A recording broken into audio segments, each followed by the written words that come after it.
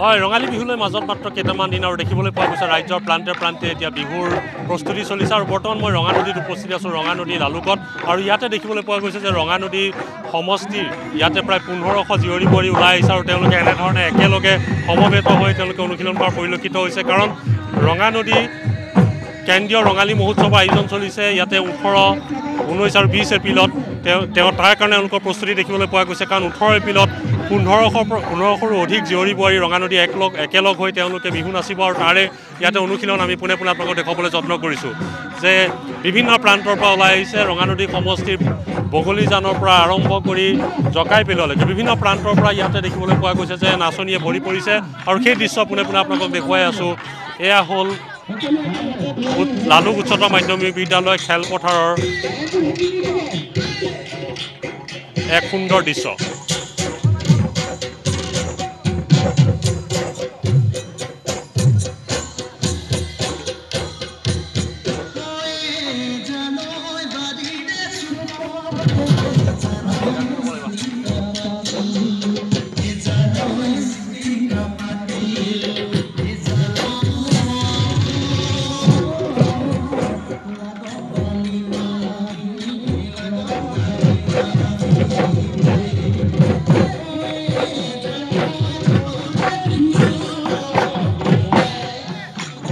আৰু অন্যফালে আমি দেখুৱাইছোঁ যে অন্য জীয়ৰী বোৱাৰীসকলে এই অংশত নচাৰ বিপৰীতে অন্য এটা দিশত আপোনালোকে দেখিবলৈ পাব ইয়াতে যিসকল এই সমষ্টিৰ মাষ্টাৰ ট্ৰেইনাৰ যিসকলে বিহুৰ যি বিশ্ব অভিলেখত অংশগ্ৰহণ কৰিছিলে তেওঁলোকে ইয়াত নাচিছে আৰু তেওঁলোকে ইয়াতে তেওঁলোকক প্ৰশিক্ষণো দি আছে কেনেধৰণে সমগ্ৰ অনুষ্ঠানটো কৰিব লাগিব তাৰ বাবে।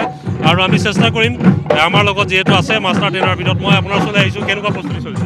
হয়, আমি এতিয়া 15খন আঁচনি ৰঙা নদীৰ সমষ্টিৰ যিহেতু বিহু ৰঙা নদীৰ কেন্দ্ৰীয় মহোৎসৱ হ'ব সেইবাবে আমি প্ৰতিখন পঞ্চায়তৰ পৰা আমি ছোৱালী বিচাৰিছোঁ আৰু সেইদৰে আমি অনুষ্ঠান এয়া আজি প্ৰথম কাৰ্যসূচী আমি যিহেতু চলাই নিছোঁ সেইবাবে আৰু যদি কোনোবা থাকি গৈছে বা ৰৈ গৈছে যদি নাচিব বিচাৰে তেওঁলোকেও যাতে আহে।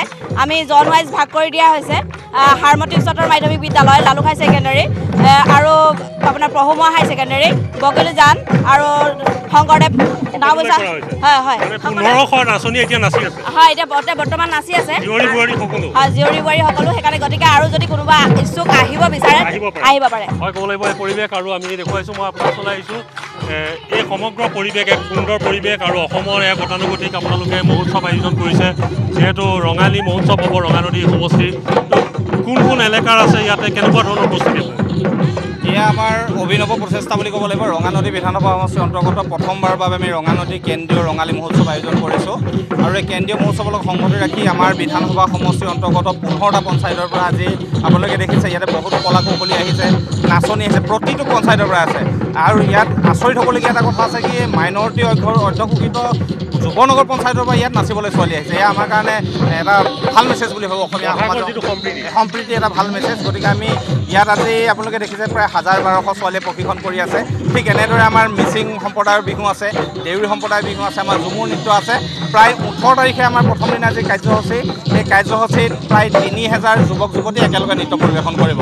অতি গুৰুত্বপূৰ্ণ 3000 যুৱক যুৱতী একেলগে তেওঁলোকৰ বিহু তেওঁলোকে প্ৰদৰ্শন কৰিব। মই দেখুৱাইছোঁ সমগ্ৰ পৰিৱেশ আৰু এনেধৰণে দেখা গৈছে যে বিভিন্ন প্ৰান্তৰ পৰা অহা নাচনীয়ে ভৰি পৰিছে লালুক উচ্চতৰ মাধ্যমিক বিদ্যালয়ৰ খেলপথাৰ। আমি সেই দৃশ্য আপোনালোকক দেখুৱাই আছোঁ।